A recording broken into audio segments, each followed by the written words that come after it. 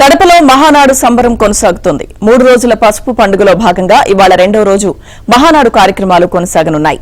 ఇవాళ దివంగత నేత ఎన్టీఆర్ జయంతి సందర్భంగా నేతలు నివాళులర్పించనున్నారు. కూటమి ప్రభుత్వం ఏడాది కాలంలో చేపట్టిన అభివృద్ది సంక్షేమ కార్యక్రమాలపై మహానాడులో నేతలతో చంద్రబాబు చర్చించనున్నారు. అనంతరం వీటిపై పలువురు నేతలు ప్రసంగిస్తారు.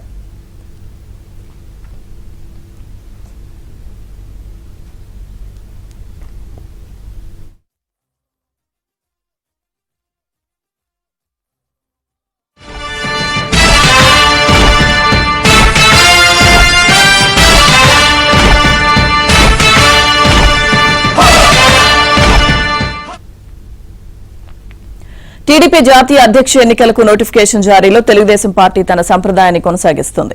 మహానాడు సందర్భంగా పార్టీ కార్యవర్గాన్ని ఎన్నుకునేందుకు నోటిఫికేషన్ విడుదలైంది.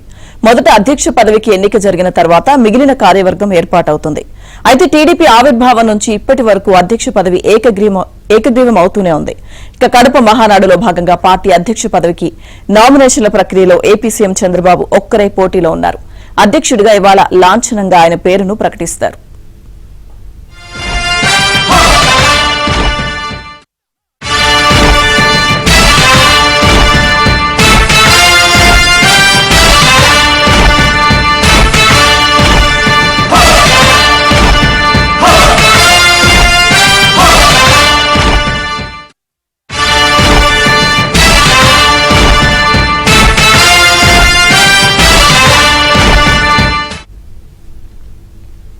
టీడీపీ అధ్యక్షుడిగా చంద్రబాబు 30 ఏళ్లు పూర్తి చేసుకున్నారు. 1995లో తొలిసారి పార్టీ పగ్గాలు చేపట్టిన ఆయన అప్పటి నుంచి కొనసాగుతున్నారు. టీడీపీ అధ్యక్ష ఎన్నిక ప్రతి 2 ఏళ్లకోసారి జరుగుతుంది.